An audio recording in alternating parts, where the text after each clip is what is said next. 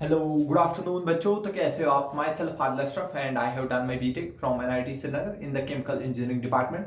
तो बेटा अब जो हम नेक्स्ट लेक्चर डिस्कस करने जा रहे हैं, लेक्चर नंबर 10 इलेक्ट्रोस्टैटिक्स का, और लेक्चर नंबर 9 तक हमने बहुत अच्छे से कवर कर लिया। ये लेक्चर थोड़ा छोटा रहेगा क्योंकि इसमें हमें दो ही टॉपिक जो है वो डिस्कस करने हैं। एक तो हमें कुछ एसएचएम वाली प्रॉब्लम्स, और उसके बाद हम जो है Coulomb's law in vector form को डिस्कस करेंगे। एंड देन फिर हम जो है नेक्स्ट लेक्चर में इलेक्ट्रिक फील्ड से स्टार्ट करेंगे। ठीक है बेटा? हाँ सर। तो चलिए सबसे पहले हम एसएचएम वाली प्रॉब्लम्स को डिस्कस करते हैं। एसएचएम प्रॉब्लम्स, ठीक है। ये प्रॉब्लम्स बहुत इंपॉर्टेंट होती है। कभी कभी इन पे छोटा सवाल भी पूछा जाएगा। आपको एक पोजीशन दी जाएगी, बोलेंगे अगर वहां पे इस टाइप का चार्ज पार्टिकल रखेंगे, क्या वो स्टेबल इक्विलिब्रियम में होगा, अनस्टेबल इक्विलिब्रियम में होगा, या वो इक्विलिब्रियम में ही नहीं होगा। ठीक है। और दूसरा चीज, थोड़ा सा एडवांस टाइप का सवाल आपसे, वो टाइम पीरियड, अगर वो इक्विलिब्रियम में होगा फिर आपसे पूछेगा बताइए उसकी ऑसिलेशन का कितना टाइम पीरियड होगा। तो ये दो टाइप के सवाल बनते हैं। तो हम इन दोनों टाइप के सवालों को जो है आराम से डिस्कस करेंगे। ठीक है। तो सबसे पहले हम यहां पर एक प्रॉब्लम लेते हैं और उसको एनालाइज करके हम जो है चीजों को समझने की कोशिश करेंगे। देख लीजिए, अगर आपके पास एक चार्ज क्यू है, यहां पर आपके पास दूसरा चार्ज है, और दोनों चार्ज क्या है? प्लस क्यू चार्ज है। ठीक है सर। देख लीजिए, पूरा अच्छे से समझेंगे हम।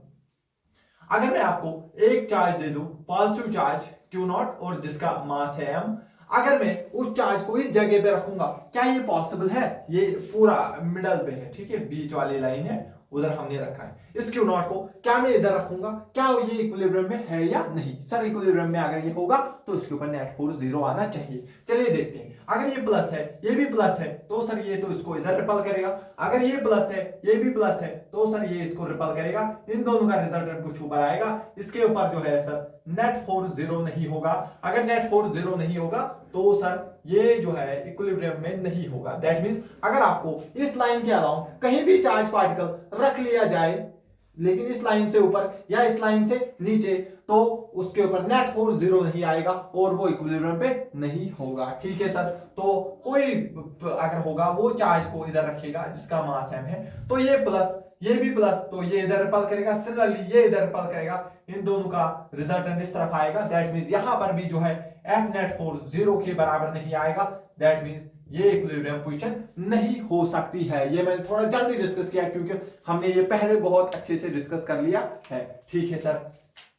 सर तो फिर ना यहां पर चार्ज पार्टिकल, यहां पर कहीं भी अगर मैं चार्ज पार्टिकल रखूंगा तो वो इक्विलिब्रियम में नहीं होगा। ठीक है सर। यहां पर भी कहीं पे रखो तो सर वो इक्विलिब्रियम में नहीं होगा। ठीक है। इस पोजीशन को इक्वेटोरियल पोजीशन बोला जाता है। ऐसी पोजीशंस को इक्वेटोरियल पोजीशन बोला जाता है। कभी वो आपको कंफ्यूज करने के लिए ये बात लिख सकता है क्वेश्चन में, इसलिए आपको ध्यान रखना होगा। अगर मैं इक्वेटोरियल पोजीशन पे कहीं पे भी चार्ज रखूंगा तो उस पर जो है नेट फोर्स 0 नहीं मिलेगा, देन उसकी वजह से वो इक्विलिब्रियम में नहीं होगा। ठीक है सर। समझ आ गया, समझ आ गया। तो फिर सर क्या पॉसिबल है कि इसे ऐसी लाइन के अलावा किसी जगह हम चार्ज को रखें और उस पर नेट फोर्स 0 देखिए। चलिए अगर हम मिड पॉइंट पे रखने की कोशिश करेंगे, अगर इस लाइन पे ही हमने चार्ज रखा और एकदम मिड पॉइंट पे रखा, तो आप बोलोगे सर देखिए ये चार्ज क्यू, ये इसको इस तरफ जो फोर्स लगाएगा उसकी वैल्यू सर होगी के, इसका सर चार्ज है क्यू, इसका है क्यू नॉट। सर इनके बीच में अगर ये टोटल लेंथ हम मान दे एल लेंथ है, टोटल कितनी है? एल। तो सर यहां से यहां तो ये l/2 होगी,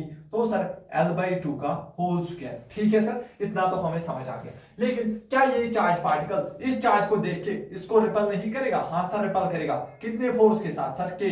सर इसका कितना चार्ज क्यू, इसका कितना चार्ज क्यू नॉट, इनके बीच में l/2 डिस्टेंस, उसका स्क्वायर। क्या आपको नहीं दिख रहा है? ये दो फोर्सेस का मैग्नीट्यूड बराबर है और दोनों की डायरेक्शन अपोजिट है। एक फोर्स इधर लग रहा है, दूसरा फोर्स इधर लग रहा है, दोनों का मैग्नीट्यूड अगर सेम है तो दोनों कैंसिल हो जाएंगे। जब ये दोनों एक दूसरे को कैंसिल करेंगे, दैट मींस हमको समझ आ रहा है नेट फोर्स क्या मिलेगा? 0। अगर नेट फोर्स 0 मिलेगा, इसका मतलब हो सकता है यहां पर जो है हमें इक्विलिब्रियम पोजीशन मिल जाए। नेट फोर्स 0, दैट मींस हाँ, अगर नेट फोर्स 0 है इसका मतलब है ये हमारे पास क्या है? Equilibrium position. यही हमारी क्या होगी? Equilibrium position. इक्विलिब्रियम पोजीशन बोल दो, या इसी को हम दूसरा नाम बोलते हैं मीन पोजीशन। ये हमारी क्या होगी? Mean position.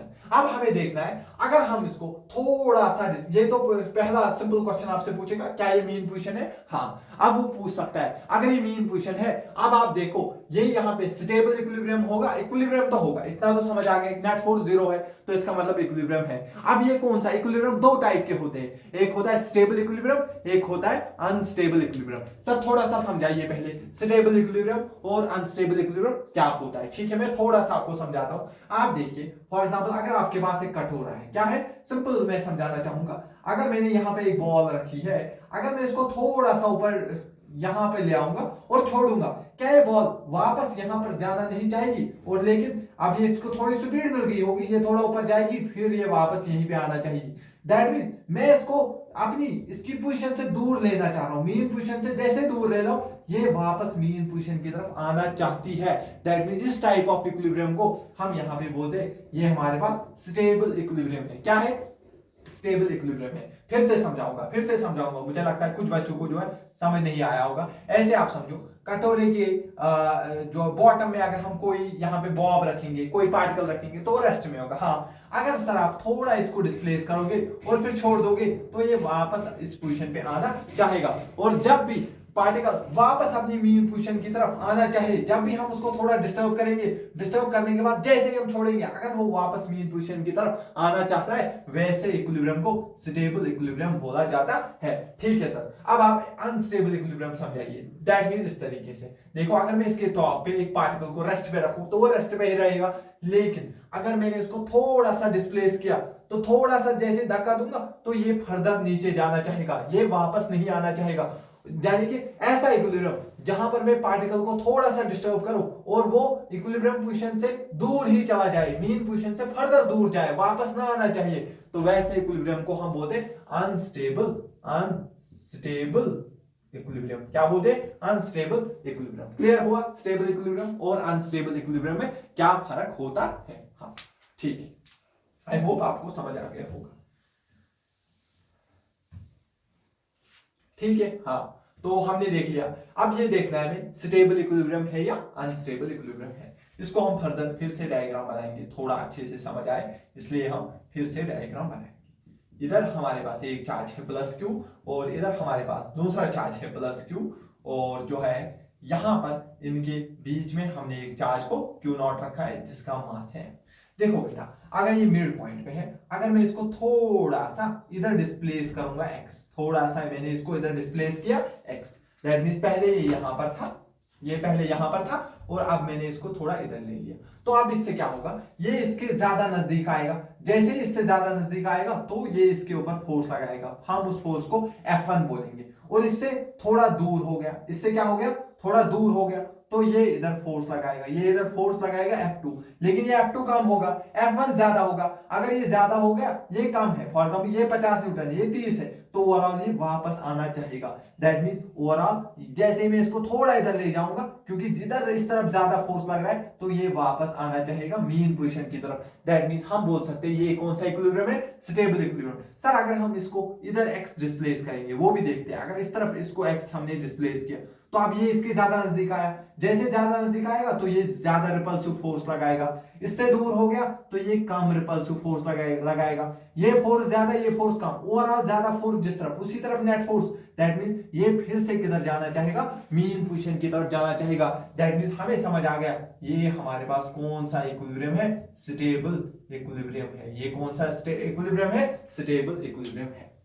क्लियर हुआ, इतना डिटेल में एनालिसिस आप कहीं पे नहीं देखोगे यूट्यूब में जनरली। ठीक है, ये समझ आ गया पहले हमें। जो है यहां पर हमने देखा इधर इक्विलिब्रियम नहीं था, इधर नहीं था, यहां पे इक्विलिब्रियम आया। फिर हमने देखा इक्विलिब्रियम दो प्रकार के होते हैं, एक स्टेबल एक अनस्टेबल, और उसमें से हमने देखा क्योंकि ये वापस मीन, जैसे हम इसको डिस्टर्ब कर रहे हैं ये वापस मीन पोजीशन की तरफ आना चाहता है। दैट मींस ये कौन सा इक्विलिब्रियम हो गया, स्टेबल इक्विलिब्रियम हो गया। बहुत बढ़िया, बहुत बढ़िया। अगर आपको समझ आ गया ये स्टेबल इक्विलिब्रियम हो गया। और ये जब मैं इसको थोड़ा इधर ले लिया, ये इधर गया, यहां से वापस ऐसे ऐसे करेगा। जब भी मोशन ऐसे ऐसे करेगा रिपीटेड इंटरवल में, जब ये रेगुलर इंटरवल में रिपीट करेगा, ऐसे ऐसे करेगा, दैट मींस ये क्या कर रहा है, ये ऑसिलेशन कर रहा है। और जैसे ही ऑसिलेशन कर रहा है, अब इसको यहां से यहां से यहां वापस इधर, यानी कि एक ऑसिलेशन करने में कितना टाइम लगेगा, उसको टाइम पीरियड बोलते हैं। दैट मींस अब वो पूछ सकता है find time period of oscillation, time period of oscillation, यानी कि ऑसिलेशन का टाइम पीरियड अब हमको क्या करना है, फाइंड करना है। सर अब हम ऑसिलेशन का टाइम पीरियड कैसे फाइंड करेंगे, ठीक है। आई होप इतना आपको समझ आ गया होगा। अब मैं इसको थोड़ा ऊपर ले जाऊं, आप क्या करिए तब तक स्क्रीन को पॉज करिए, पहले इतना नोट कर लीजिए। आई होप आपने नोट कर लिया होगा। देखिए, हाँ सर क्या बोल रहे थे, हाँ हमारे पास दो चार्ज थे, एक चार्ज था इधर, ठीक है सर, और हमारे पास और एक चार्ज था जो हमारे पास था इधर। बहुत बढ़िया सर, आपने देखा इनके बीच में जो है हमने एक क्यू नॉट कामा एम, जिसका charge Q naught, mass M, एक चार्ज पार्टिकल यहां पर रख लिया, ठीक है। तो हमने क्या देखा, ये स्टेबल इक्विलिब्रियम में है, ये ऐसे ऐसे ऑसिलेशन कर रहा है, अब उसका टाइम पीरियड हमको निकालना है, ठीक है सर। सर कैसे निकालेंगे टाइम पीरियड, ठीक है, बहुत आराम से। देखो आपने, हमने क्या करना है, इसको स्लाइटली पहले डिस्प्लेस कर दिया इधर, थोड़ा पहले इसको डिस्टर्ब करना है, ठीक है, तभी तो ऑसिलेशन करे, अदरवाइज ये रुका हुआ है। अगर मैं इसको थोड़ा छेड़ूंगा तभी ये ऐसे ऐसे करेगा, ठीक है।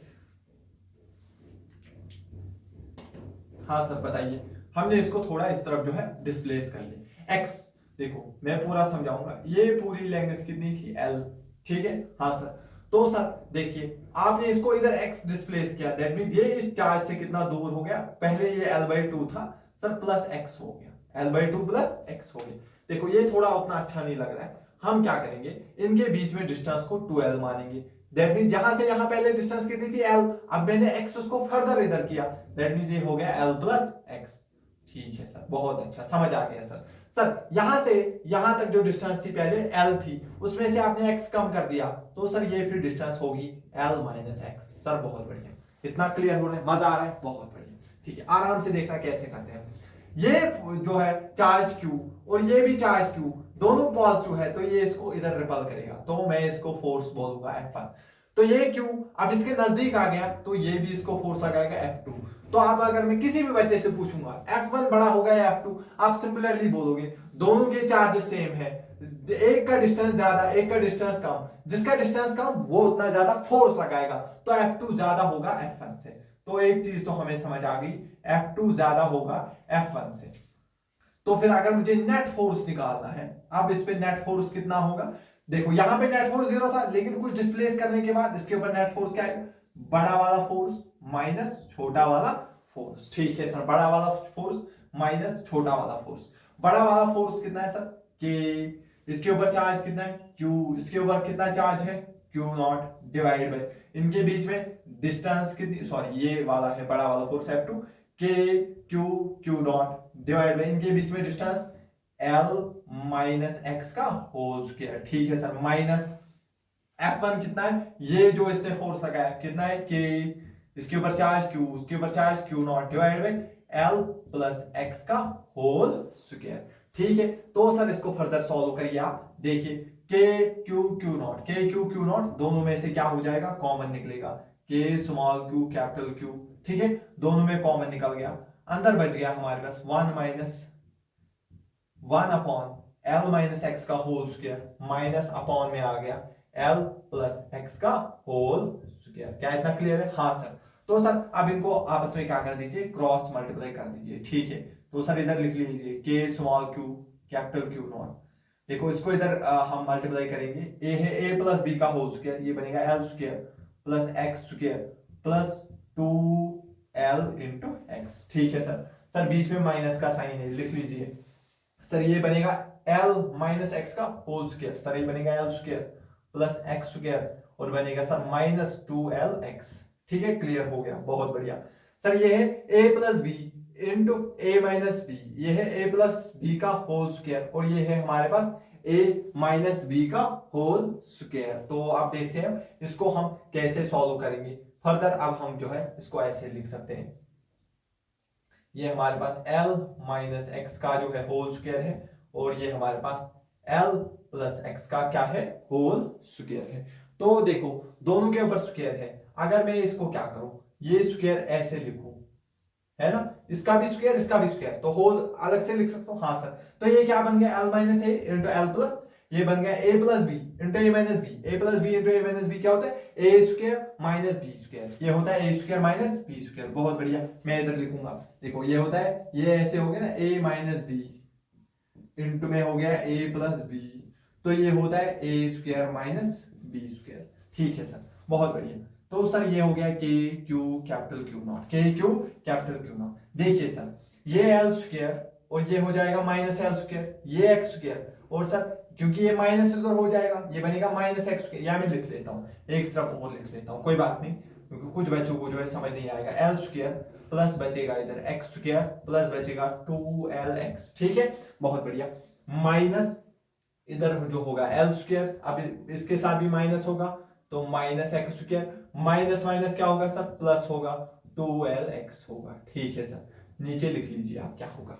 देखिए ये हो गया, अब ये बचेगा L square minus x square, और सर इनके ऊपर क्या है सर, एक होल स्क्वायर भी है। इतना क्लियर है? हाँ सर, इतना जो है हमें समझ आ गया।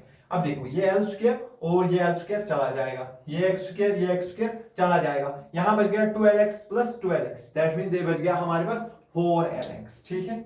हाँ सर, आराम से देखना बेटा, के small Q capital Q not, ठीक है। हाँ सर, ऊपर देखना, अब जो आप देखोगे ऊपर बचेगा 4 2lx प्लस 12x, क्या बनेगा 4lx, ठीक है सर। नीचे बचेगा L square minus x square का होल स्क्वायर। सर क्या ये एसएचएम है? क्या ये सिंपल हार्मोनिक मोशन है? नहीं। क्यों नहीं है? देखो यहां एक्स ऊपर भी है नीचे भी है, तो हमें पता है एसएचएम कब होता है, जब हमारे पास जो है नेट फोर्स आ जाए माइनस के एक्स या सिंपली के एक्स, लेकिन फोर्स क्या होना चाहिए, रेस्टोरिंग फोर्स होना चाहिए। समझ आ गया? जनरली माइनस के एक्स के फॉर्म में होता है, लेकिन कभी कभी के एक्स के फॉर्म में भी आपको दिखेगा, लेकिन हमें देखना है क्या फोर्स रेस्टोरिंग है या नहीं। क्या हमारे पास रेस्टोरिंग फोर्स है? हाँ। क्यों रेस्टोरिंग फोर्स है? रेस्टोरिंग फोर्स मतलब जैसे ही मीन पोजीशन से दूर ले रहे, फोर्स अगर मीन पोजीशन की तरफ वापस उसको लेना चाह रहा है, उस फोर्स को हम बोलेंगे रेस्टोरिंग फोर्स। दैट मींस हमने इसको थोड़ा दूर लिया, लेकिन नेट फोर्स वापस उसको इधर खींचना चाह रहा है, दैट मींस हमारे पास रेस्टोरिंग फोर्स है। दैट मींस के एक्स से भी हमारे पास काम चलेगा। ये इंपॉर्टेंट चीज होती है, एसएचएम में हम अच्छे से इसको समझाते हैं। क्लियर हुआ? यहां पर भी इतना ही आप याद रखें, के एक्स हो या माइनस के एक्स हो, शॉर्ट में या तो जनरली आपको के एक्स दिखेगा, कभी माइनस के एक्स भी आपको देखने को मिलेगा। क्लियर हुआ? जनरली लेकिन इलेक्ट्रोस्टैटिक्स में आपको के एक्स के फॉर्म में ही दिखता है। हाँ सर, बहुत बढ़िया, ठीक है सर, आगे समझा दीजिए आप। हाँ एक मिनट। हाँ तो क्या कर रहे थे हम, यहां पर बच गया के Q Q not 4lx upon L square minus x square की पावर 2। तो सर ये तो हमें किसी भी लिहाज से एसएचएम नहीं दिख रहा है, लेकिन लेकिन लेकिन अगर आपने ये जो डिस्प्लेस किया, इस पार्टिकल को जो आपने डिस्प्ले, अगर आपने बहुत कम किया, दैट मींस ये x अगर इस 2l से बहुत छोटा हुआ, क्या होना चाहिए, इफ, देखो डायरेक्टली ये एसएचएम नहीं कर रहा है, लेकिन अगर हमारे पास ये जो x है, ये अगर मैं बहुत छोटा मानूं 2l से, दैट मींस x किससे, l से बहुत छोटा है, x 2l से अगर बहुत छोटा है तो l से भी क्या होगा, बहुत छोटा होगा। दैट मींस मैं इधर इस x स्क्वायर को फिर नेगलेक्ट कर सकता हूं। अगर मैं इसको नेगलेक्ट करूंगा तो मेरे पास आएगा k small q capital Q not, ऊपर बच गया 4lx, नीचे बच गया एल स्क्वायर और होल स्क्वायर, यानी कि एल ग्रेस पावर 4, एक एल हो जाएगा कैंसल। अब जो है बेटा, मैं इसको थोड़ा इधर लिख रहा हूं, सॉरी, हाँ, क्योंकि बोर्ड पे उतना जगह नहीं बच गया। आप देखते हैं जो हमारे पास नेट फोर्स है कितना आ गया, के क्यू क्यू नॉट, ऊपर बच गया 4x, ठीक है, एल कैंसिल हो गया, upon L cube, upon L cube. अगर मैं इसको थोड़ा अच्छे से लिखूं, थोड़ा अच्छे से लिखूं तो क्या बनेगा, ध्यान से देखना, ये बचेगा सर, अगर मैं इसको लिखूंगा ऐसे, के Q Q not upon L cube, ये 4 इधर लिखूंगा, इनटू में क्या लिखूंगा, x, इनटू में क्या लिखूंगा, x। दैट मींस मुझे दिख रहा है ये जो नेट फोर्स है ये बराबर k इंटू एक्स आ गया, k इंटू एक्स आ गया। दैट मींस ये पूरा टर्म हमारे पास क्या है, k है, ये हमारे पास क्या हो गया, ये वाला k है, ये k और ये k अलग है, ठीक है। फोर्स आ गया k into X, k into X. That means हमें पता है टाइम पीरियड होता है 2 pi under root m by K, 2 pi under root m by K, तो ये बनेगा 2 पाई अंडर रूट, इसका मास कितना था, m, ठीक है, अपॉन के बदले ये सारी वैल्यू आप डाल दीजिए, 4k Q not upon L cube, थोड़ा सा सिंप्लीफाई करते हैं, 2 पाई अंडर रूट m और ये एल क्यूब ऊपर आ जाएगा M L cube upon 4 k Q naught. तो ये हमारे पास आ गया टाइम पीरियड। तो ये जो है आपको क्लियरली समझ आ गया, टाइम पीरियड समझ आ गया। कभी कभी वो क्या बोलता है, ओमेगा निकालने के लिए भी बोलता है। तो टाइम पीरियड हमें पता है क्या होता है, 2 पाई अपॉन ओमेगा भी होता है। ठीक है, चलो इसको पहले हम छोड़ देते हैं। तो जनरली फिर आपसे वो ओमेगा वगैरह भी पूछ सकता है, जिसको हम कहाँ पढ़ते हैं, एसएचएम वगैरह में भी पढ़ते हैं। 2 पाई अपॉन ओमेगा भी अगर हम इसको करेंगे तो फिर यहाँ से जो डिवाइड उल्टा करना है तो वो हमारे पास ओमेगा की वैल्यू जो है आ जाएगी। क्या इतना क्लियर है? आई होप आपको जो है अच्छे से समझ आ गया। फिर पहले आप नोट कर लीजिए। आई होप आपने जो है इतना नोट कर लिया होगा। ये हमारे पास टाइम पीरियड आ गया। और मैं आपको बता ही देता हूँ, कभी कभी आपसे पूछ टाइम पीरियड हमें ये भी होता है 2 पाई अपॉन ओमेगा। तो दैट मींस 2 पाई ऐसे रहेगा और ये जो है बाकी टर्म जो है अगर मैं इसको उल्टा कर दूं तो वो ओमेगा आ जाएगा। दैट मींस अगर वो मुझे ओमेगा पूछेगा तो मैं इस टर्म को जस्ट उल्टा करूंगा, अंडर रूट।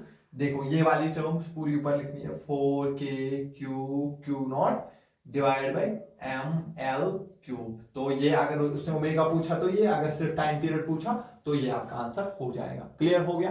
ठीक है, आई होप आपने जो है ये समझ लिया होगा और ये नोट कर लिया होगा। क्या क्लियर समझ आ गया? पूरा क्लियर हुआ? हाँ सर, ठीक।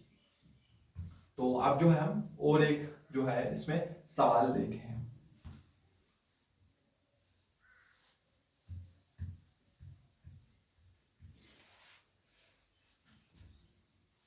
ठीक है, तो अब हम जो है और एक सवाल लेकर आते हैं।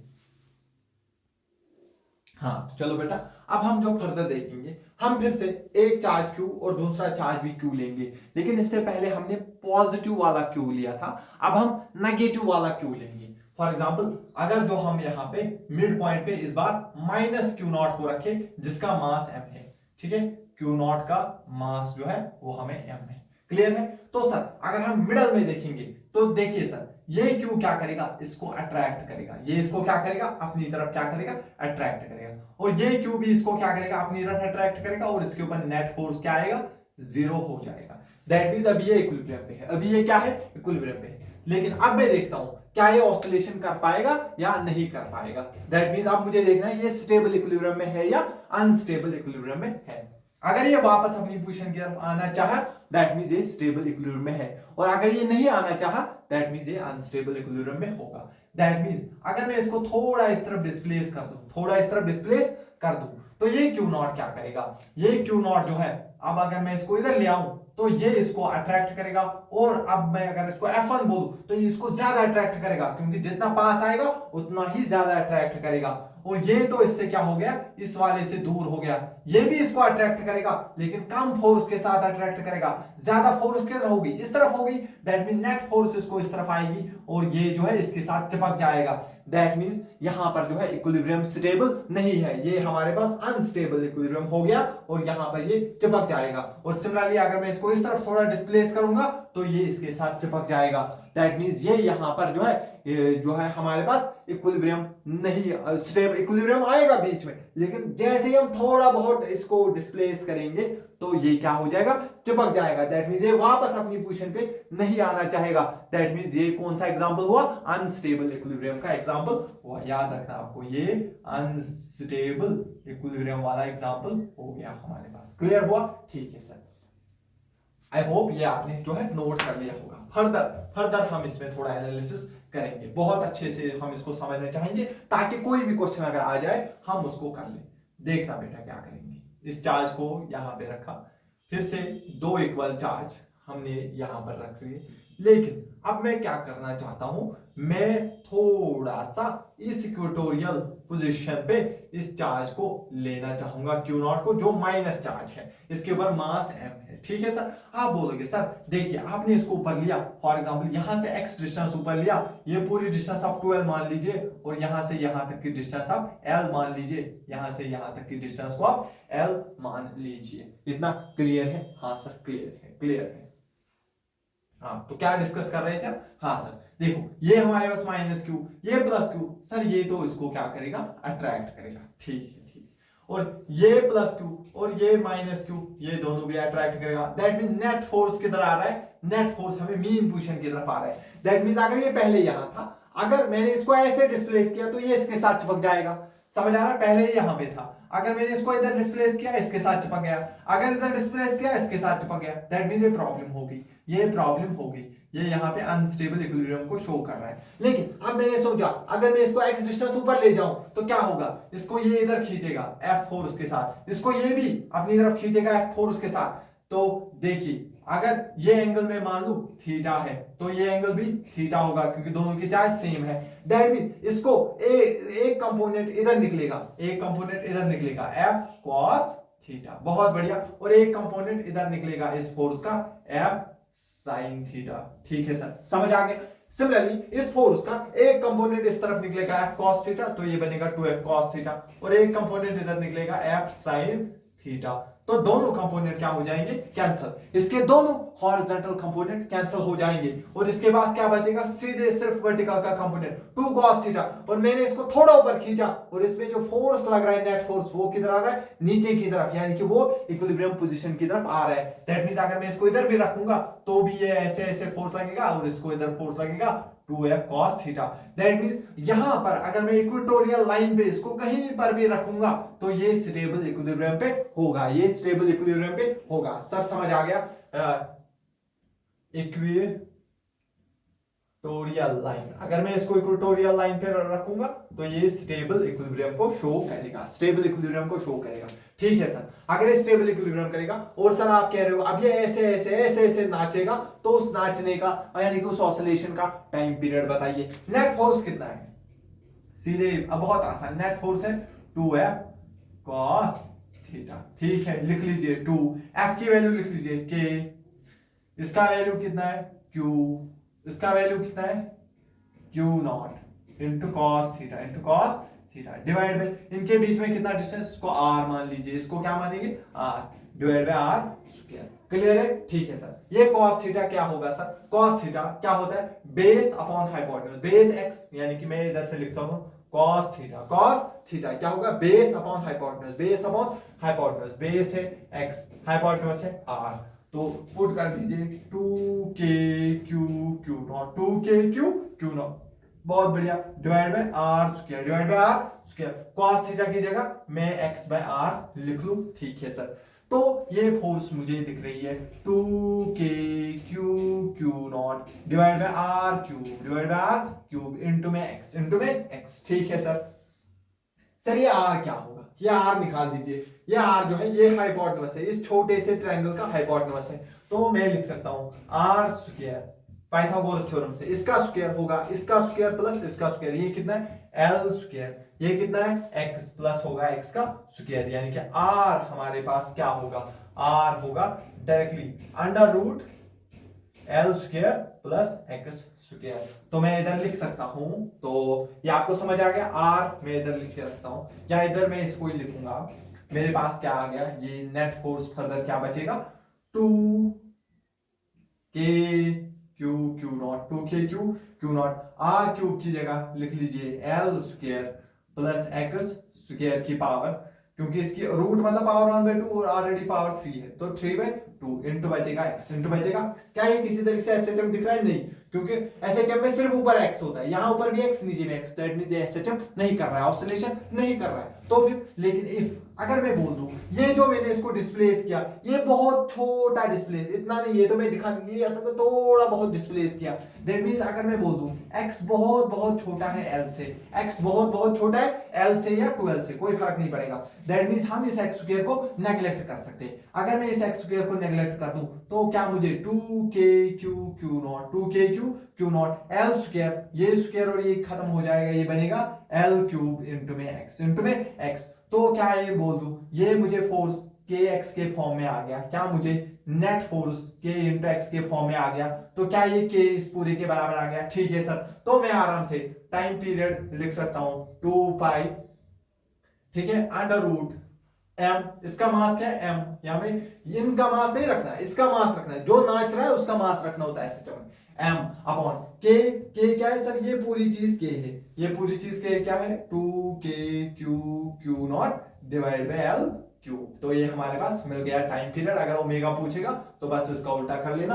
दैट मींस आपको जो है क्लियरली समझ आ गया है कैसे हम टाइम पीरियड वगैरह निकालते हैं एसएचएम में। अगर आपको ये चीज समझ आ गई दैट मींस आप बहुत बेहतरीन बच्चे हो। अगर आपको इसका 90% भी समझ आ गया दैट मींस आप बहुत अच्छे बच्चे हो। आप जो है आप में बहुत अच्छा पोटेंशियल है। और आप अगर इतना जो चीजें हैं समझ रहे हो, पेशेंस के साथ देख रहे हो ये लेक्चर्स, दैट मींस आप जो है आप में पोटेंशियल है। आप जो है इस एग्जाम को क्रैक कर सकते हो, अच्छी रैंक ला सकते हो और ऐसे ही बच्चे कल को जो बड़ा नाम करते हैं। ठीक है बेटा, तो आई होप आपको ये समझ आ गया होगा। अब आप इसको जो आराम से स्क्रीन पॉज करके नोट कर लीजिए, फिर मैं और एक क्वेश्चन लेकर आता हूं।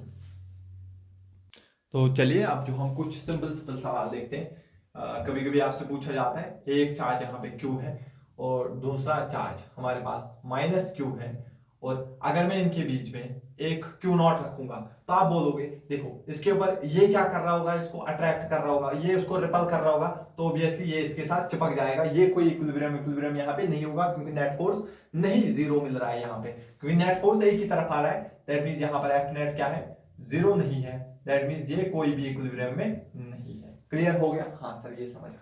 ठीक है, थोड़ा बहुत चेंज यहाँ पे हम करेंगे, थोड़ा बहुत चेंज करेंगे। फिर से एक चार्ज लेंगे सर क्यू चार्ज, और यहाँ पे फिर से एक चार्ज लेंगे, ये भी क्यू चार्ज है। ठीक है, और ये माइनस क्यू चार्ज है, और यहाँ पर हमने एक क्यू नॉट रखा लेकिन माइनस, तो ये क्या करेगा, ये इसको अट्रैक्ट करेगा और ये भी इसको रिपल करेगा। दैट मींस दोनों फोर्स एक ही तरफ आ गए, नेट फोर्स जीरो नहीं मिलेगा, ये इक्विलिब्रियम पोजीशन नहीं हो सकती है। क्लियर हो गया? हाँ सर बहुत अच्छा, ये हम समझ चुके हैं। तो ठीक है, थोड़ा बहुत अब हम जो है इसमें कभी कभी ऐसे भी क्वेश्चन दिया जाता है, एक चार्ज यहाँ पर क्यू है, दूसरा चार्ज यहाँ पर क्यू है, इनके बीच में एक जो है माइनस क्यू नॉट को हम रख लेते हैं। देखो अगर देखेंगे इसके ऊपर नेट फोर्स तो अभी जीरो है। दैट मींस ये देखो ये इधर खींचेगा, ये इधर खींचेगा, दोनों कैंसिल होंगे, नेट फोर्स क्या मिलेगा, जीरो मिलेगा। एफ नेट क्या मिल गया, जीरो मिल गया। दैट मींस ये किसमें, इक्विलिब्रियम में है। अब ये स्टेबल है या अनस्टेबल है वो देखना चाहेंगे हम। अगर मैं इसको थोड़ा इस तरफ डिस्प्लेस कर दूं तो ये ज्यादा फोर्स के साथ इसको अपनी तरफ खींचेगा, और ये भी अपनी तरफ खींचेगा लेकिन कम फोर्स के साथ, नेट फोर्स इधर, तो ओवरऑल ये इधर भाग रहा है, ये वापस पोजीशन अपनी पोजीशन की तरफ नहीं आ रहा है। दैट मींस ये अनस्टेबल इक्विलिब्रियम है, और इसका टाइम पीरियड हम इससे पहले ही निकाल चुके हैं। क्या इतना क्लियर है? तो आई होप ये जो थे हमारे पास एसएचएम टाइप वाले प्रॉब्लम्स, इनको हमने अच्छे से क्या कर दिया, कवर कर दिया।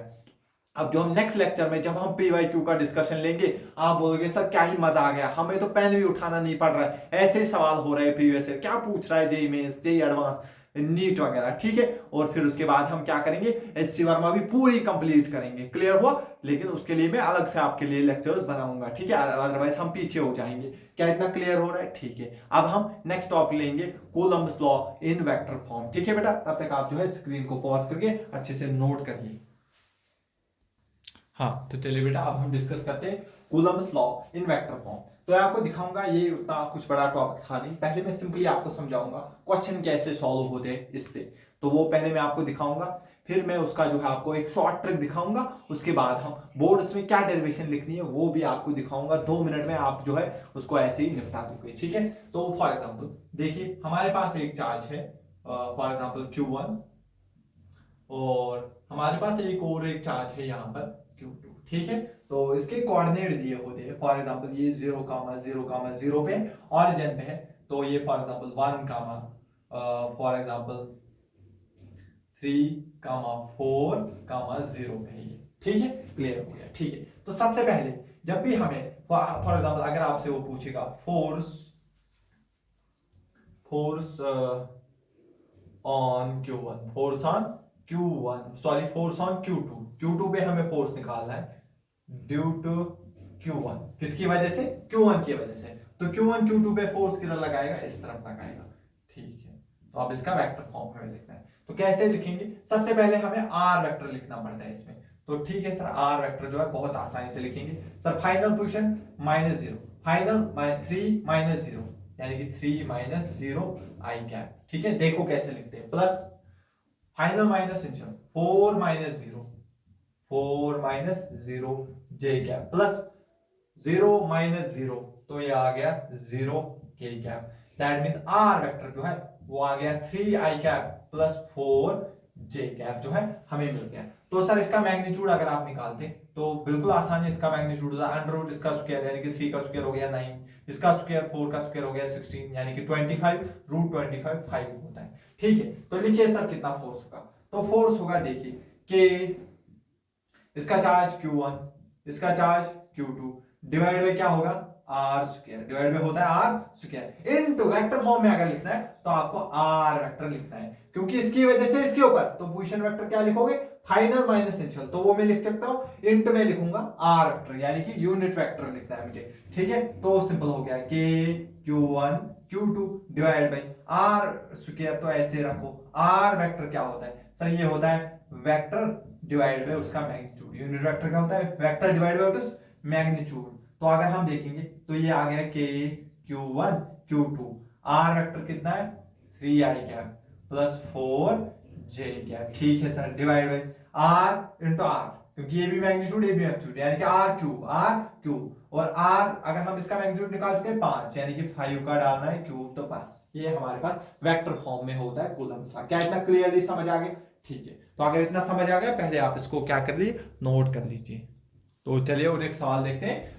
हमें क्या किया हुआ है, यहाँ पर Q1 का दो कूलम चार्ज है और ये 5 कूलम है। हमें पूछा है force applied by 2 coulomb on 5 coulomb, 2 coulomb ने 5 कूलम के ऊपर कितना चार्ज लगाया, तो आप बोलोगे सीधे F इज इक्वल टू शाबाश, इसका मैग्नीट्यूड कितना है K, इसका मैग्नीट्यूड कितना है 2, इसका मैग्नीट्यूड कितना है 5 डिवाइड बाय आर स्क्वायर, तो सीधे अभी हम निकाल चुके, ये हमारे पास आ गया 3i cap plus 4j cap, क्योंकि ये 0, 0 है। ठीक है सर, इसका मैग्नीट्यूड कितना आ गया 5 का स्क्वायर, सर इनटू करना है आर कैप मतलब आर वेक्टर भी आपने सिखाया 3i cap plus 4j cap, sir इसका मैग्नीट्यूड 5, तो ये आपका आंसर आ जाएगा। क्लियर है इतना? ठीक है सर, तो चलिए अब हम देखते हैं। अब हमारे पास क्या है, एक Q1 है एक Q2 है, तो हमें निकालना है फोर्स अप्लाइड बाय Q1 ने Q2 के ऊपर फोर्स कितना लगाया वेक्टर फॉर्म में। तो सबसे पहले आप आर वेक्टर निकाल लीजिए, फाइनल माइनस इनिशियल 3 माइनस 0 तो 3i कैप, 4 माइनस 0 तो बनेगा 4j कैप, 0 माइनस 0 तो 0k कैप। क्लियर हुआ सर? इसका मैग्नीट्यूड निकाल दीजिए, तो 3 और 4 का मैग्नीट्यूड आपको याद होना चाहिए 5 होता है। क्या इतना क्लियर है? हाँ सर, इतना जो है हमको समझ आ गया है। तो आप क्या निकालना चाहते हो, Q1 ने Q2 पर कितना फोर्स लगाया, देखो ये पॉजिटिव ये नेगेटिव, तो सर ये इसको फोर्स लगाएगा इस तरफ। ठीक है सर, ये फोर्स लगाएगा इस तरफ, लेकिन सर जब आप फोर्स लिखोगे सर आप लिखोगे K, आप लिखोगे Q1, आप लिखोगे Q2 डिवाइड बाय आर का स्क्वायर इनटू आपको आर वेक्टर। अब आप क्या करोगे, इधर आप लिखोगे R vector divide by R. जैसे आप ये करोगे क्वेश्चन हो जाएगा गलत, क्योंकि आपको ध्यान से देखना है। आपको क्या देखना है? ध्यान से। यहां तक तो ठीक है, देखो आर वेक्टर है यहां से यहां की तरफ, आर वेक्टर है ऐसे और फोर्स लग रहा है ऐसे, दैट मींस आर और एफ दोनों एक ही डायरेक्शन में होने चाहिए। दैट मींस आपको आर वेक्टर को क्या करना पड़ेगा, उल्टा करना पड़ेगा। दैट मींस यहां पर आपको माइनस आर कैप से मल्टीप्लाई करना पड़ता है। समझ आ गया? ठीक है सर, तो सर ये आएगा के Q2 माइनस इधर लिख देता हूं divide by R square, R vector का मतलब हो गया R vector divide by this magnitude. तो आप सारी वैल्यू इसमें पुट करोगे तो आपको जो है आंसर मिल जाएगा। लेकिन सर क्या हम ऐसे करेंगे? ऐसे तो गलती होने के चांसेस है, अगर यहां माइनस भूल गए तो फिर क्या करेंगे? इसीलिए आपको मैं एक सिंपल ट्रिक दिखाऊंगा, फिर माइनस हो प्लस हो दोनों प्लस हो एक माइनस हो कुछ भी हो, आपको वेक्टर फॉर्म में डायरेक्टली आंसर लिख लोगे। ठीक है, तो फिर आप पहले इसको नोट करिए, फिर मैं आपको वो ट्रिक दिखाता हूं। हाँ तो बेटा ये है आपके पास ट्रिक। तो क्या करना है, आपको आर वेक्टर को कुछ नहीं करना है, आपको माइनस हो प्लस हो जो भी हो सिर्फ ये देखना है आर वेक्टर का जो हेड है वो कहां रखना है, जिस पर फोर्स निकालना है उसकी तरफ रखना है। ठीक है, हाँ सर, और Q1 Q2 को विद साइन पुट करना है। देखो आप कितनी आराम से हम इस सवाल को सॉल्व करेंगे। देखो बेटा ये हमारे पास इधर क्या था Q1, आपको दिख रहा है ये Q1 था, और इधर जो हमारे पास फोर्स था वो हमारे पास चार्ज था Q2, ये क्या था Q2, लेकिन ये माइनस Q2 था। अब हमें निकालना था Q1 की वजह से Q2 पर कितना फोर्स है। दैट मींस फाइनल पॉइंट तो यही है 3, 4, 0 और सर ये 0, 0। ठीक है, तो आर वेक्टर क्या लिखेंगे सर, जिस पर फोर्स लगाना है, फोर्स तो Q2 पर ही लगाना है, तो दैट मींस आर वेक्टर यही रहेगा सीधे 3i cap plus 4j cap. तो सर आर वेक्टर में कोई चेंज नहीं है।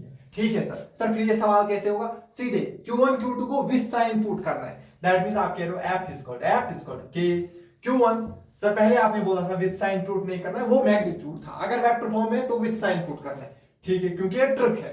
तो Q2 तो ये है minus Q2 divide by R square into R vector क्या होता है, आर यहां पर हमारे पास आर कैप, ठीक है, ठीक है। तो आर कैप की जगह डायरेक्टली मैं लिखूंगा R vector divide by magnitude of R, ठीक है सर। सर ये सीधे आएगा माइनस बाहर के Q1 Q2 divide by R into R, ये बनेगा R cube into R vector. आप वैल्यू पुट करोगे वापस वही वैल्यू आएगी जो हमने इससे पहले देखी थी। क्या क्लियर है? फॉर एग्जाम्पल और एक क्वेश्चन देखेंगे। फॉर एग्जाम्पल हमारे पास यहाँ पर 2 कूलम है और हमने यहाँ पे और एक चार्ज रखा है -2 कूलम, ये इसको कर देंगे -3 कूलम। अब 2 कूलम की वजह से 3 कूलम पे अगर मुझे चार्ज निकालना है, फॉर एग्जाम्पल ये है 1, 2, 3 और ये है 3, 6, अगर मैं इसको देखता हूं, इसको मैं रखूंगा 4, 6, 4, 6, 3, 4, 6, 3। तो आप देखो पहले आर वेक्टर निकाल, क्योंकि इसकी वजह से इसके ऊपर फोर्स निकालना है, तो आर वेक्टर इनिशियल से फाइनल, तो फाइनल ये हो गया, यानी कि 4 - 1 तो 3 आई कैप, ठीक है। 6 - 2 प्लस बनेगा 4 जे कैप, 3 - 3 0 के कैप, तो ये मिल गया आर वेक्टर। सर अब तो आसान है, हम सीधे लिखेंगे वेक्टर फॉर्म में जो फोर्स आपको लिखना है, सर क्या लिखना है, के, ठीक है सर। इसके ऊपर कितना मैग्नीट्यूड सर 2, इसके ऊपर विद साइन डालो -3 डिवाइड बाय आर कितना आएगा, इसका आएगा 5, 5 का स्क्वायर इनटू आर कैप का मतलब होता है आर वेक्टर डाल दीजिए 3 आई cap plus 4 J cap divide by इसका मैग्नीट्यूड 5, तो ये आपका आंसर हो जाएगा। क्या बहुत आसान है कूलम्ब स्टाइन वेक्टर फॉर्म, आप कर लोगे ना। आई होप आपको जो है कोई भी सवाल जो है वो आप कर सकते हो। तो नेक्स्ट लेक्चर में इसके ऊपर में जेईई मेंस का एक आया हुआ सवाल जो है वो आपसे करवाऊंगा, ठीक है। आई होप आपको जो है अच्छे से समझ आ गया होगा। क्लियर है? चलिए अब हम पहले डिस्कस करते हैं जो अगर आपको बोर्ड में पूछा जाएगा कूलम्ब स्टाइन वेक्टर फॉर्म को आप डिराइव करिए, तो वो डेरिवेशन जो है अब हम यहाँ पे लिखेंगे। देखना बहुत आराम से, देखो आपको सबसे पहले इस तरीके से जो है बनाना है, ठीक है। ये आपका एक्स एक्सिस, ये आपका वाई एक्सिस हो गया। देख लीजिए आपको एक चार्ज पार्टिकल को यहाँ रखना है और आपको जो है दूसरे चार्ज पार्टिकल को यहाँ रखना है। यहाँ पर आप Q1 लिख लीजिएगा, यहाँ पर आप Q2 लिख लीजिएगा और इसको भी इससे ज्वाइन करिएगा। तो ये हो गया इसका पोजीशन वेक्टर, इसको हम बोलेंगे R1 वेक्टर, और इसका पोजीशन वेक्टर इसको हम बोल देंगे R1 वेक्टर, R2 वेक्टर, और इनके बीच में जो होगा पोजीशन वेक्टर उसको हम R वेक्टर रहने देते हैं, ठीक है। तो आपको क्या निकालना है, फोर्स अप्लाइड बाय, आप ऐसे लिखना है आपको, force applied by Q1 on Q2, force applied by Q1 on Q2। तो आप लिखोगे वेक्टर फॉर्म में, क्या लिखोगे, वेक्टर फॉर्म में क्या लिखोगे, आप लिखोगे के, आप लिखोगे इसका मैग्नीट्यूड Q1, इसका मैग्नीट्यूड क्या लिखोगे Q2 डिवाइड बाय इनके बीच में क्या है R वेक्टर, तो उसका जो है मॉड का स्क्वायर, सीधे आप लिखोगे R स्क्वायर, ठीक है। तो प्लस इनटू में आर कैप, इनटू में आर कैप। अब मसला है ये आर हम अगर हम निकाल पाएंगे तो फिर हो गया काम। तो आपको पता होगा बाय ट्रायंगल लॉ, आपने क्लास 11th में पढ़ा होगा ट्रायंगल लॉ। तो ट्रायंगल लॉ क्या बोलता है, देखो ये दो सीरीज में ये वेक्टर प्लस ये वेक्टर उल्टा है, तो ये वेक्टर प्लस ये वेक्टर इस वेक्टर के बराबर होगा। तो क्या लिखेंगे हम, R1 vector plus R vector, ठीक है सर। किसके बराबर होगा, जो उल्टी डायरेक्शन में उल्टा आ रहा है, ये R2 वेक्टर के बराबर। तो सर हमें तो R चाहिए, तो लिख लीजिए R वेक्टर बराबर R2 vector minus R1 vector. तो समझ आ गए सर, इसका मॉड अगर निकालना होगा तो सीधे लिख लीजिए, इसका मॉड ऐसे लिख लीजिए R2 vector minus R1 vector और ऐसे, ठीक है। तो सर हो गया हमारे पास जो वेक्टर फॉर्म में फोर्स आएगा वो आएगा के Q1 Q2 divide bye R की जगह ये लिख लीजिए आप R2 vector minus R1 vector का मॉड इनटू R कैप क्या होता है, R वेक्टर ही होता है। तो R वेक्टर क्या, R vector divide bye mod of R vector, ठीक है। तो अगर आप पूरा देखोगे ये बनेगा के Q1 Q2 डिवाइड बाय ये बनेगा R2 vector minus R1 vector into R vector की जगह सीधे लिख लीजिए R2 vector minus R1 vector, ठीक है, डिवाइड बाय इसका magnitude R2 vector minus R1 vector.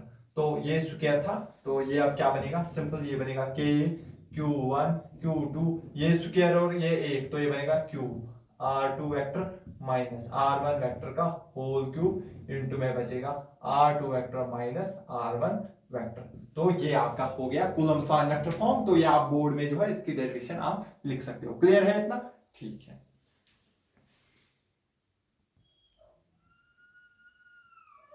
तो चलिए अब हम देखते हैं इस वाले क्वेश्चन में हमें निकालना है 5 कूलम। तो थोड़ा प्रैक्टिस करेंगे हम। 5 कूलम वाले चार्ज ने 10 कूलम वाले चार्ज के ऊपर कितना फोर्स लगाया वेक्टर फॉर्म में। तो सबसे पहले आप आर वेक्टर निकालने की कोशिश कर दीजिएगा। 0 - 0 तो 0, 6 - 3 तो 3 जे कैप आएगा, 8 - 4 तो 4 के कैप आएगा। तो आपको पता है 3 और 4 का मॉड होता है 5। ठीक है, तो कितना फोर्स लगाएगा के। ठीक है, के इसका मैग्नीट्यूड 5, उसका मैग्नीट्यूड विद साइन पुट करना है -10 ठीक है, डिवाइड बाय आर का स्क्वायर यानी कि 5 का स्क्वायर इनटू आर कैप क्या बनेगा, आर कैप सीधे 3 जे कैप प्लस 4 के कैप। बहुत बढ़िया, डिवाइड बाय 5। तो ये आपका आंसर हो गया चुटकियों में 5 5 कैंसिल। आप चुटकियों में इस आंसर को कर सकते हो कभी कभी। लेकिन आप अगर ये प्लस होगा तो फिर क्या होगा, कुछ नहीं होगा, डायरेक्टली हम लिखेंगे फोर्स इक्वल के इसका मैग्नीट्यूड 5, उसका मैग्नीट्यूड 10 डिवाइड बाय आर तो सेम ही रहेगा यानी कि 5 का स्क्वायर इनटू में आर कैप यानी कि 3 जे कैप प्लस 4 के कैप डिवाइड बाय 5। क्या आपके लिए चुटकियों का खेल हो गया Coulomb's law in vector form को सॉल्व करना। ठीक है, तो अब हम जो है इस लेक्चर को यहीं पे स्टॉप करते हैं। तो नहीं, एक और क्वेश्चन में रहना चाहूंगा फिर हम इसको स्टॉप करेंगे। तो चलिए हम लास्ट क्वेश्चन लेते हैं। तो आप इसको देखो, ऐसा सवाल भी आपसे कभी भी पूछा जा सकता है जब बहुत सारे चार्ज हो और आपको किसी एक चार्ज पे जो है फोर्स निकालना है, वो भी वेक्टर फॉर्म में। तो आपको नेट फोर्स निकालना है +5 कूलम पे। ठीक है, तो उसके अलावा कितने हैं हमारे पास, और 3 चार्ज हैं। देखो ये प्लस है तो ये भी प्लस है, दैट मींस पहले हम इनके बीच में, तो ये इसको रिपल करेगा। ठीक है, हमें उसके साथ नहीं है। हाँ, ये जो इसके ऊपर फोर्स लगाएगा उसको हम बोलेंगे F1 वेक्टर। ठीक है, ठीक है सर। तो इनके बीच में जो R1 होगा, R1 वेक्टर क्या होगा सर, इसके ऊपर फोर्स निकालना है तो फाइनल इसी को लेंगे। 3 - 0 तो 3i कैप। ठीक है, 4 - 0 तो 4j कैप। तो k वाला है नहीं। ठीक है, ये हो गया R1। ठीक है सर, तो ये 3 जो है ये भी इसको रिपल करेगा। ठीक है, तो उसको हम किस फोर्स से रिपल करेगा, हम उसको बोल रहे हैं F2 फोर्स। तो फिर उसके लिए हमें R2 निकालना है। R2 क्या है, फाइनल पॉइंट ये 3 - 3 0, 4 - 7 हो गया 4 - 7, तो ये तो हमारे पास -3j कैप हो गया। समझ आ रहा है, 0 - 0 तो +4 हमारे पास k कैप आंसर आ रहा है। ठीक है, ये हमारे पास आर वेक्टर। तो ये देखो इसको, ये इसको अट्रैक्ट करेगा क्योंकि पॉजिटिव है, लेकिन हमें वो दंडक नहीं लेनी, हम डायरेक्टली वो जो है इसको अप्लाई करेंगे। लेकिन उसके लिए पहले हमें R3 चाहिए। R3 फाइनल ये है 3 - -1 यानी कि 4i कैप, 4 - 1 यानी कि +3j कैप, 0 - 0 0 k कैप। तो जो इसके ऊपर नेट फोर्स लगेगा तो वो क्या होगा, वो होगा F1 वेक्टर। वेक्टर में आपको कुछ नहीं करना होता है, ये इसीलिए इसका इंपॉर्टेंस है। आपका एंगल वेंगल कुछ नहीं, सीधे वेक्टर ये लिखो, F1 vector plus F2 vector plus F3 vector. ठीक है, F1 वेक्टर कितना होगा, F1 वेक्टर क्या होगा सर, k। सर इसका मैग्नीट्यूड 2, इसका मैग्नीट्यूड 5 डिवाइड बाय इनके बीच में r का मैग्नीट्यूड तो 5 ही आएगा, उसका square into r vector sir 3i cap plus 4j cap. Sir इनका मैग्नीट्यूड 5 है। ठीक है, बहुत बढ़िया, प्लस लिख लीजिए F2 vector sir k। Sir इसका मैग्नीट्यूड 3 कूलम, सर इसका मैग्नीट्यूड 5 कूलम। ठीक है सर, डिवाइड बाय 3 और सर इसका भी 5 ही आएगा, 5 का स्क्वायर। सर r वेक्टर लिख लीजिए -3j cap plus 4k cap. ठीक है सर, बहुत बढ़िया, अपॉन में 5 आएगा इनका मॉड। ठीक है सर, प्लस कर दीजिए। सर F3 वेक्टर लिख लीजिए, सर क्या आएगा k। सर उसका मैग्नीट्यूड -10, बहुत बढ़िया, इसका मैग्नीट्यूड 5, बहुत बढ़िया, डिवाइड बाय तो वे भी आएगा 5 का स्क्वायर इनटू में आएगा हमारे पास क्या है 4i cap plus 3j cap divide bye 5। तो ये माइनस खुद आएगा और आप देखोगे ये एक लाइन में जो है इतना बड़ा सवाल हमारा सॉल्व हो गया, क्योंकि माइनस अब खुद ही बाहर आएगा तो हमें उसकी टेंशन नहीं लेनी है, डायरेक्टली वेक्टर सम हम करते हैं। क्या क्लियर हुआ? आई होप आपको जो है इतना अच्छे से समझ आ गया होगा। तो मिलते हैं नेक्स्ट लेक्चर में with electric field with most of the energy. आप देखोगे अलग ही लेवल पे इलेक्ट्रिक फील्ड जो है मैं आपको पढ़ाऊंगा। ठीक है, बहुत बढ़िया, शुक्रिया जो है ये लेक्चर देखने के लिए। Thanks for your patience. तो फिर मिलते हैं नेक्स्ट लेक्चर में। Thank you so much.